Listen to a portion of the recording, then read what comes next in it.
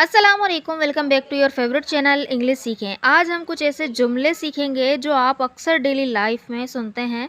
इनकी English version और Urdu translation के साथ हम ये देखेंगे कि सेंटेंसेस कैसे बनाएंगे और किस तरह से इसको इस्तेमाल करेंगे, इसका सेंस बेसिकली क्या होगा। तो देखिए, इस तरह के सेम सेम सेंटेंस दिख रहे हैं कि उसे हाथ लगाकर दिखाओ, दूसरा है अपनी घड़ी दिखाओ। तो दोनों ही सेंटेंस सेम सेम दिख रहे हैं, लेकिन यहाँ पे जो सेंस है दोनों ही अलग सेंस दे रहे हैं। तो पहला जो टॉपिक है बेसिकली वो हम यूज़ करेंगे गिविंग थ्रेट्स, यानी किसी को धमकी देना या टफ चैलेंज देना। इस तरह का ये स्टाइल है कि उसे हाथ लगा कर दिखाओ। तो वहाँ पे हम जो है उसको थ्रेट दे रहे हैं, धमकी दे रहे हैं, या तो हम उसको चैलेंज करना चाह रहे हैं कि ऐसा करके दिखाओ तुम। तो यहाँ पे इस तरह के सेंटेंसेस को बनाने के लिए बेसिकली हम यूज़ करेंगे जस्ट ट्राई का, यानी कि इस स्ट्रक्चर का यूज़ करेंगे कि जस्ट ट्राई टू के बाद वर्ब की फर्स्ट फॉर्म आएगी, देन ऑब्जेक्ट आ जाएगा। जैसे कि उसे हाथ लगा कर दिखाओ, just try to touch him, just try to touch him. इस सेंटेंस में हम किसी को वार्न कर रहे हैं कि उसको हाथ लगाना कोई आसान काम नहीं है, ये एक चैलेंज है, ये करके दिखाओ। ये धमकी का लहजा है, ठीक है। एक और सेंटेंस देखें, यहाँ से जाकर दिखाओ, यहाँ से जाकर दिखाओ। Try leaving from there, try leaving from here. तो यहाँ पे आप जो है जस्ट ट्राई टू का यूज़ भी कर सकते हैं और ट्राई के बाद वर्ब की आईएनजी फॉर्म का भी यूज़ कर सकते हैं। तो ट्राई लीविंग फ्रॉम हेयर, यहाँ से जाके दिखाओ, या बोल सकते हैं कि just try to leave from here. Okay, ये भी एक वार्निंग है जो अक्सर तब यूज़ होती है जब हम किसी को रोकना चाहते हैं कि वो बिना इजाज़त यहाँ से ना जाए, ठीक है।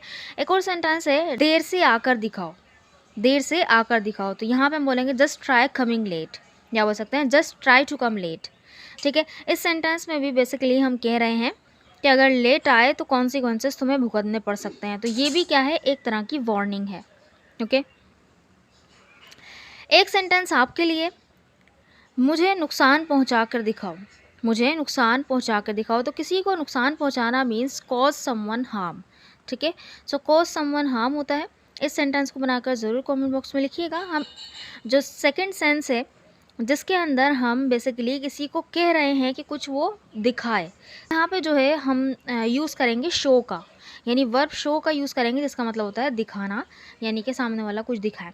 तो शो और देन उसके बाद जो है ऑब्जेक्ट प्रोनाउन आएगा, देन उसके बाद जो है जो चीज़ होगी ऑब्जेक्ट होगा वो आ जाएगा जिस चीज़ को दिखाने का बोलना है। जैसे अपनी घड़ी दिखाओ, show me your watch, show me your watch.